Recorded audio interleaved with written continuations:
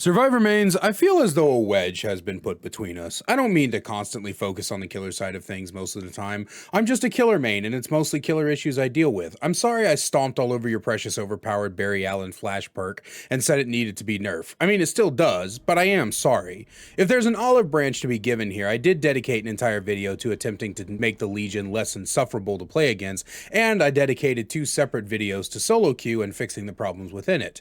But I hear you, Mercury is in microwave and the moon has turned blue, so maybe I need to give you guys another video. With that in mind, I've come up with 7 survivor perks I'd like to see come to Dead by Daylight. I tried to make these powerful but not overpowered and make them actual viable options we should have in the game. I also wanted to make them unique and fun if possible. Also keep in mind, I'm no artist, I'm too broke to pay one, and the day I use AI art is the day I sit down and watch JoJo's Bizarre Adventure. I don't care if you call it one of the greatest animes ever made, I don't feel like hearing the joke, "How are you enjoying your Bizarre Adventure?" over and over again, so enjoy my lame text boxes. Also, as a small bonus, because the video would have come up short, I've created 3 new mechanics I'd like to see given to survivors and how I'd like them to work. So starting off with the perks, we have the first one, Courageous Tackle. Sprinting for 2 seconds activates Courageous Tackle, and walking/standing still for 0.5 seconds deactivates it. While activated, pressing the active ability button 2 while sprinting will cause you to do a short 0.5 meter shoulder tackle, exhausting you for 60, 50, 40 seconds depending on the tier, and stunning the killer if you contact them, and causing them to drop any survivor they are holding. The drop survivor has endurance for 10 seconds and is exhausted for that time. Killers stunned by this perk cannot be stunned by the same perk again for 6 seconds. This is basically in there to stop an entire 4-man Swift for putting on this perk and then just continuously ramming the killer over and over again. Perk number 2, Magician's Box. Start the trial with 1, 2, or 3 tokens depending on the tier. After hiding in a locker for 3 seconds, select another locker in a 20-meter radius to teleport to, leaving scratch marks in your wake and making a loud noise notification at the previous locker and spend a token. Tokens can be regained by hiding in a locker in the killer's terror radius for 15 seconds. As a small bonus fact, this ability would have no cooldown. So if you wanted to just randomly fuck with the killer and just go boom, boom, boom, boom, boom. 1, 2, 3. Sorry, boom, boom, boom. If you wanted to just do that for no fucking reason, that would be kind of funny. So, but you'd spend all 3 of your tokens in one time. Perk number 3, The Bad Place. And I also have a description for this one because it just kind of popped in my head when I was writing it, so enjoy. Time spent in the trials has increased your knowledge of the killer's basement. You know the ins and outs of it, and you will use those to your advantage. While in the basement, gain the following 3 effects depending on the tier of the perk.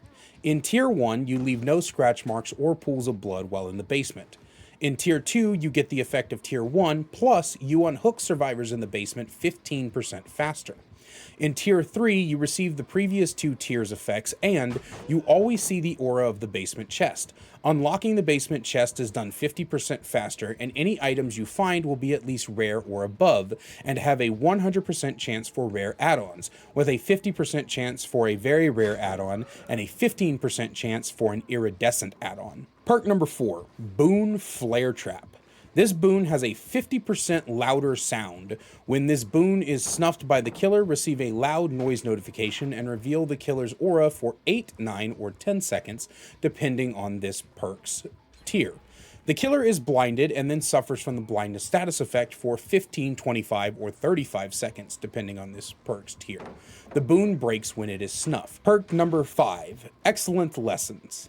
Hitting 5 great skill checks in a trial will increase the great skill check zone for all survivors in the trial by 5, 10, or 15% depending on the perk's tier. Hitting 15 skill checks afterwards will cause great skill zones to reward 2% progress for repairs and 4% progress for healing for the rest of the trial for all survivors. Perk number 6, Boon All Sight. All windows, pallets, generators, chests, hooks, and totems inside a 24, 32, and 40 meter radius of the boon are highlighted in yellow for the survivors. And finally, the 7th perk, Echolocation. This one's a bit weird, so bear with me. I'll do my best to make it make sense. You start the trial with 8, 9, or 10 tokens, depending on the tier of the perk. Every time you scream, reveal your location to other survivors in the trial and give a guiding line towards you. Any survivors who come near you within 5, 10, or 15 seconds will receive a 150% bonus to healing speed for 5 seconds. You can regain tokens after 100 seconds. This is kind of like a call to action almost, I feel. I'm sorry I didn't explain the thought process behind every perk, but the thought process behind this one, at least, was to maybe like be used in Swifts, and like if you're facing Doctor, or of course when you get knocked down, you actually scream. Just kind of be like, "Hey guys, I'm over here," and then if somebody can make it to you fast enough, and you're being slugged, for example, they can pick you up very, very quick. Like 150% bonus is crazy. They could pick you up very quickly. And I was thinking to myself that this was more of like a teamwork anti-slugging perk, but we'll have to see how it works. Now on to the mechanics. And this is actually really exciting for me because I put a lot of thought into these. I don't know, man. They're wild. They're quite wild. So maybe, hopefully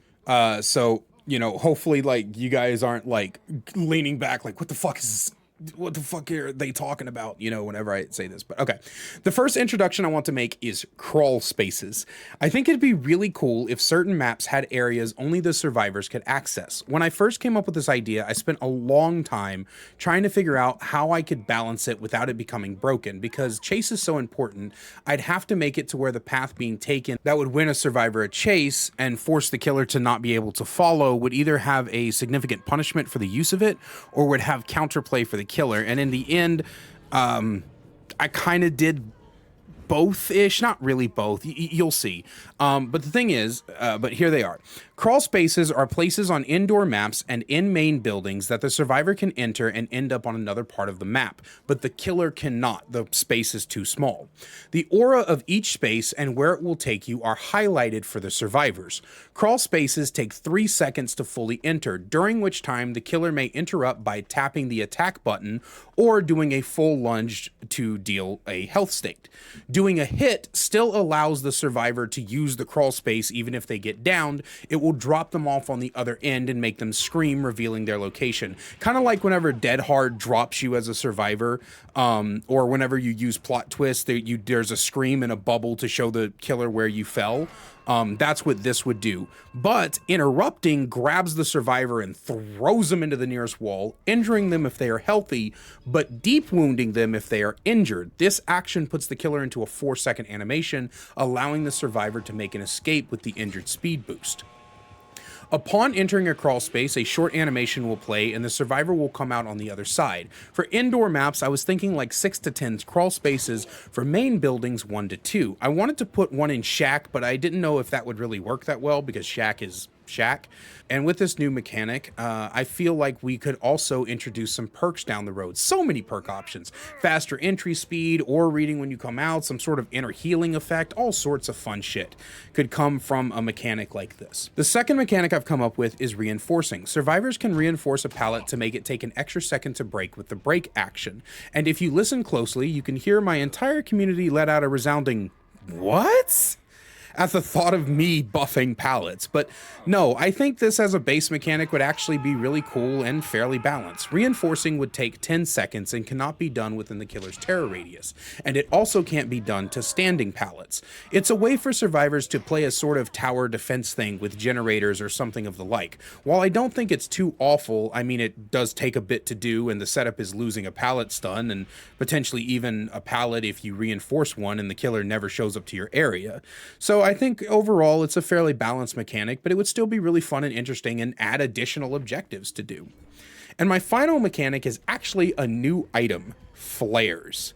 Flares are not flashbangs, they are like actual road flares. You enter the trial with 5 of them as a base with add-ons to bolster their effects and let you carry more. Flares can be dropped at any time to signal the other survivors. Each flare lasts 10 seconds. Again, add-ons can extend the timer and such, and I'll even pitch a few experimental ones in a little bit.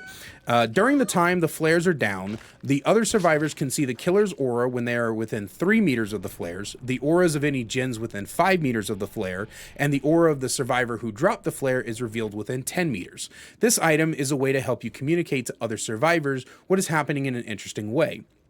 I was thinking for add-ons, flares would include something like a brown, yellow, green, purple, and eerie fuses to increase the amount of seconds the flare lasts by like what 1, 2, 3, 4, and 5 seconds. Yellow, green, and purple bags could be introduced to increase the amount you can carry by say 1, 2, and 3. I was thinking of a series of add-ons of different rarities to do things like increase the aura reading range, maybe an eerie add-on which makes any killer who walks over the flare suffer blindness status effect for like 10 seconds or something. So you can use them as like anti-chase items. I thought, this would all be extremely fun. And with all that, man, that's it for today's video. I hope you guys enjoyed it, and I'll try to do more Survivor-related discussions in the future. It's not like I don't play Survivor and feel the pain of it almost every single day, so I definitely have more than enough material to work with. I just feel like I've really been slacking. While the introduction was a joke, I do genuinely feel apologetic that I always tend to lean toward killer-sided things.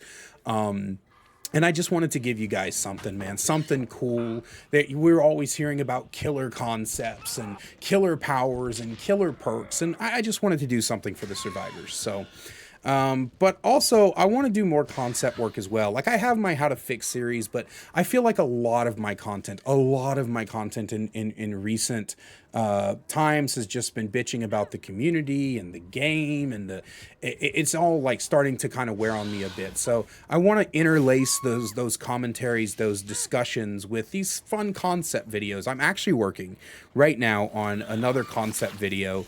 It's going to take me much longer, but I think it'll be fun once it's actually done.